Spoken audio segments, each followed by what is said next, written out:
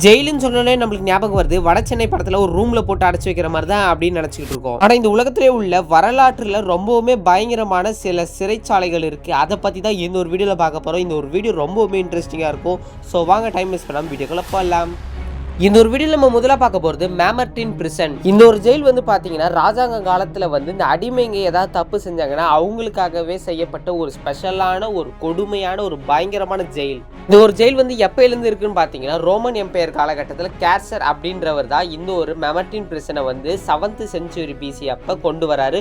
அதுவும் அந்த 4th கிங்காக இருக்கிற ஒரு ரோமன் எம்பையர். அதாவது பார்த்தீங்கன்னா 640 616 BCயில் தான் இந்த ஒரு ஜெயில் காலகட்டம் வந்து அதிகமாக இருந்திருக்கு. ஹிஸ்டரின்ற பிசின்ற ஒண்ணுமே புரியலையே, அந்த ஜெயில் எப்படி இருக்குடா அப்படின்னு சொன்னீங்கன்னா சிம்பிளா இந்த ஒரு ரூம் தான் நீங்க பாக்குற ஒரு ஜெயிலே. இந்த ரூம் ஃபுல்லாவே வந்து பாத்தீங்கன்னா ஒரு இடிஞ்சு போனா ஏதோ ஒரு பயங்கரமான ஒரு வீணா போன பில்டிங் மாதிரி தான் இருக்கும்.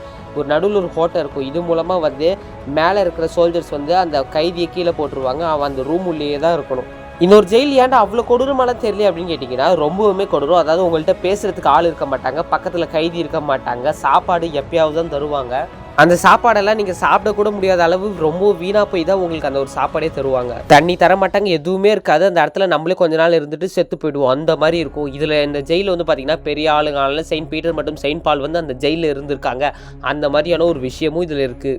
ரொம்பவுமே பயங்கரமான இந்த ஒரு ஜெயில் இந்த ஒரு காலத்தில் வந்து இல்லைன்றதுக்காக நம்ம சந்தோஷம் தான் படணும். ஏன்னா இந்த ஒரு ஜெயில் வந்து இப்போ வந்து பார்த்தீங்கன்னா ஒரு மியூசியமாக தான் ஒரு இடத்துல வந்து வச்சு பாதுகாத்துட்டு வராங்க. இந்த ஒரு வீடியோவில் நம்ம ரெண்டாவதாக பார்க்க போகிற ஜெயில் பேர் தான் தி ஒபிலிட்டி. இதை பார்க்கறதுக்கு முன்னாடி நீங்கள் யாராவது ராஜ்மௌலி ஃபேனாக இருந்தீங்கன்னா மறக்காமல் கீழே லைக் பண்ணிவிட்டு நான் ராஜ்மௌலி ஃபேனுன்றதை கமெண்ட் பண்ணுங்கள். ஏன்னா RRRன்ற படத்தில் இந்த ஒரு ஜெயில் கான்செப்டை வச்சு தான் அந்த ஒரு படத்தில் ஒரு சீன் எடுத்திருப்பாங்க. ராம் சரண் வந்து இங்கிலாந்து கவர்மெண்ட்டுக்கு எதிராக நடந்ததுனால அவனை ஒரு குழிக்குள்ளே ஒரே ஒரு ஆள் நிற்கிற மாதிரி அளவு ஜெயிலில் போட்டுப்பாங்க. கடைசியில் வந்து பார்த்தீங்கன்னா ஜூனியர் NTR தான் வந்து தான் காப்பாற்றுவார். அந்த மாதிரி ஒரு சீன் இருக்குல்ல, அது இந்த ஒரு ஜெயில் தான். இந்த ஒரு ஜெயில் வந்து பார்த்தீங்கன்னா ரொம்பவுமே சின்னது. ஒரே ஒரு ஆள் வந்து நிற்கிற மாதிரி தான் இருக்கும். ரொம்ப நேரம் நிற்க கூட முடியாது, குடிஞ்சே இருக்கணும். அதாவது கிட்டத்தட்ட ஒரு பாட்டில் மாதிரி இருக்கும் இந்த ஒரு ஜெயில். இந்த ஒரு ஜெயிலோட பேர் ஒபிலிட்டின்னு சொல்லியிருப்பாங்கல்ல, இதோட ஃப்ரெஞ்சு வார்த்தை என்னன்னா ஃபர்கெட்னு அர்த்தமா, அதாவது மறந்துடுங்க. யூரோப்பில் அந்த காலத்தில் வந்து பார்த்தீங்கன்னா நிறைய இடத்துல இந்த மாதிரி ஒரு ஜெயிலை வச்சு தான் நிறைய பேருக்கு தண்டனை கொடுத்தாங்களா. இந்த ஒரு ஜெயிலில் வந்து பார்த்தீங்கன்னா ஏற்கனவே இறந்து போனவங்க, நிறைய எலி அந்த மாதிரி சொல்லி எல்லாமே இருக்குமா. இதில் இருக்கிறவங்களுக்கு சாப்பாடு போட மாட்டாங்க, தண்ணி போட மாட்டாங்க, அப்படியே அடைஞ்சு கடந்து அப்படியே இறந்து போயிடுவாங்களாம். அதாவது பார்த்தீங்கன்னா 1500 காலகட்டத்தில் இதில் முக்கியமாக ஜெயிலுன்றதே வைக்கலையா, இதுக்கு பதிலாக அந்த இடத்துல வந்து வேல்யூஸ், அதாவது தங்கம் வைரம் இதெல்லாமே ஒழிச்சு வைக்கிற ஒரு இடமா தான் இருந்திருக்கு. ஆனால் நாட்கள் நவர டார்பி அப்படின்றவர் 1649ஆம் ஆண்டு இதை வந்து ஒரு சிறையாக வந்து மாற்றுறாரு. அப்போ தான் வந்து அவருக்கு எதிராக பேசுகிறவங்களை வந்து அப்படியே ஜெயிலில் பிடிச்சி போடுறதா இது ரொம்பவும் கொடுமையான தண்டனையாக பார்க்குறாங்க. இந்த ஒபிலிட்டின்னு சொன்ன சிறையில் வந்து பார்த்திங்கன்னா ஏற்கனவே இறந்து போனவங்களோட எலும்பு கூடு இருக்குமோ. அது மட்டும் இல்லாமல் அங்கே இருக்கிற நிறைய பேர் வந்து சொல்கிறாங்களா, அங்கே ஏற்கனவே இறந்து போனவங்களோட ஆவி அங்கே தான் சுற்றிக்கிட்டு இருக்கும், யாராவது போனால் அவங்கள கொன்னுடும் அந்த மாதிரிலாம் சொல்கிறாங்க. இந்த ஒரு வீடியோவில் அடுத்து நம்ம மூணாவதாக பார்க்க போகிற ஒரு சுவாரஸ்யமான ஒரு ஜெயில் பேர் தான் தி கிபெட். அதாவது பார்த்தீங்கன்னா இது வந்து பார்க்க அப்படியே இந்த கிளி கூண்டு இருக்குது பார்த்தீங்களா, அந்த மாதிரி தான் இருக்கும். இதில் போட்டு மனுஷங்களை வந்து கொஞ்சம் கூட அசையாத மாதிரி அளவு கட்டி ஒரு பெரிய ஒரு தூணில் மாட்டி வச்சுருவாங்க. அப்புறம் கொஞ்ச நாள் ஆகவே உங்களுக்கு தண்ணி சாப்பாடு எதுவுமே கிடைக்காதனால அவங்க அதிலே இருந்து காக்கா கழுகெல்லாம் கொத்தி அப்படியே கொஞ்ச நாள் இறந்து போயிடுவாங்க. அதாவது அந்த கூண்டுக்குள்ளே இருந்தால் அவங்களால அசைய முடியாது, யாரும் ஹெல்ப்பும் பண்ண முடியாது. அவங்களுக்கு தண்ணி சாப்பாடு எதுவுமே கிடைக்கலனா நாட்கள் நவுற அவங்க உடம்பு வத்த ஆரம்பித்து ரத்தங்கள் இறுகி போக காக்கா கழுகு பருந்து அதெல்லாம் சேர்ந்து அவங்களை கொஞ்சம் கொஞ்சமாக கொத்தி தின்னுடும். அப்படியே உயிர் இருக்கிறப்பே வந்து பார்த்திங்கன்னா ஈக்கள் முய்க்கும். இதுவும் வந்து பார்த்திங்கன்னா ஒரு ஜெயில் தான். இந்த ஒரு ஜெயிலையும் வந்து பார்த்திங்கன்னா ஒரு மெக்கானிக்கல் டிவைஸ் மாதிரி ரெடி பண்ணி வச்சுருக்காங்க அந்த காலத்து ஆளுங்க. 1900 தான் பார்த்தீங்கன்னா இந்த ஒரு கிபெட்டின்ற ஜெயில் வந்து அதிகமாக இருந்திருக்கு. அது மட்டும் இல்லாமல் இது சுற்றி பார்க்க போகிறவங்க யாராக இருந்தாங்கன்னா இந்த ஆள் இறந்துட்டான்னு தான் நினச்சிருப்பாங்க. ஆனால் கொஞ்ச நேரம் கழித்து அந்த இடத்துல இருந்து ஒரு குரல் வரும்ல, அது ரொம்பவும் ஆக்ரோஷமாக பயமாக இருக்குமா. அங்கே இருக்கிறவங்க எல்லாருமே ஓடி போயிடுவாங்களாம். அதே மாதிரி இந்த ஒரு ஜெயிலில் வந்து பார்த்திங்கன்னா இப்போ வீடுகள் பக்கத்துலேயே இருக்குமா. இந்த மாதிரி தண்டனை கொடுத்தோன்னே வந்து பார்த்திங்கன்னா காக்கா கழுகெல்லாம் கொத்தி தின்னுட்டு கொஞ்சம் கொஞ்சமாக உயிர் போகிறப்ப அதை சுற்றி ஒரு மாதிரி ஸ்டேல் ஸ்மெல்லு வருமா. அதாவது இந்த ஒரு மாதிரி அழுகி போன ஸ்மெல்லு வருமா. அது பக்கத்தில் இருக்கிறவங்க வீட்டுக்கெல்லாம் போய் ரொம்பவுமே துர்நாற்றம் அடிக்குமா.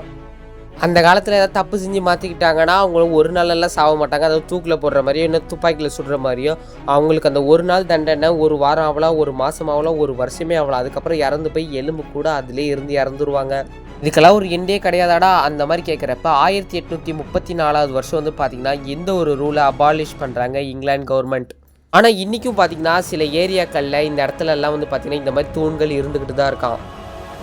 இந்த ஒரு வீடியோவில் அடுத்து நம்ம பார்க்க போகிறது தி கிளிங்க். இந்த ஒரு ஜெயிலை நீங்கள் அதிகமாக விஜயகாந்த் படத்தில் பார்த்துக்கிறதுக்கு அதிக வாய்ப்பு இருக்குது.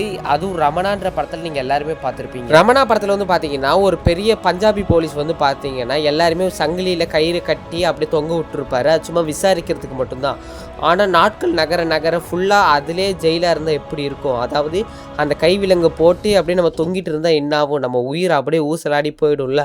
அந்த மாதிரி தண்டனையை தான் இந்த மாதிரி ராஜாக்கள் வந்து கொடுத்துருக்காங்க. 12ஆம் நூற்றாண்டு லண்டனில் வந்து பார்த்தீங்கன்னா ஹென்ரி ஆஃப் ப்ளோயிஸ் அப்படின்றவர் தான் இந்த ஒரு தண்டனையை தர ஒரு ஜட்ஜாக இருந்திருக்காரு. அதுவும் நம்ம கைகளை சங்கிலி போட்டு அப்படியே கட்டி வச்சுட்டா கீழே எலிகள்லாம் ஓடும். அதுக்கிட்டேருந்து நம்ம தப்பிக்க முடியாது. நம்ம மேலே வந்து ஏறும் ஒரு மாதிரி இருக்கும். ரொம்பவுமே டார்ச்சரான இந்த ஒரு ஆப்ரேஷன், அதாவது ரொம்பவுமே கொடூரமானது தான் இந்த ஒரு தண்டனை. ஆனால் இந்த ஒரு சட்டமே ரொம்ப கொடூரமாக இருக்கிறதுனால 1780ஆவது வருஷம் வந்து பார்த்திங்கன்னா இந்த ஒரு சட்டத்தை அபாலிஷ் பண்ணிடுறாங்க.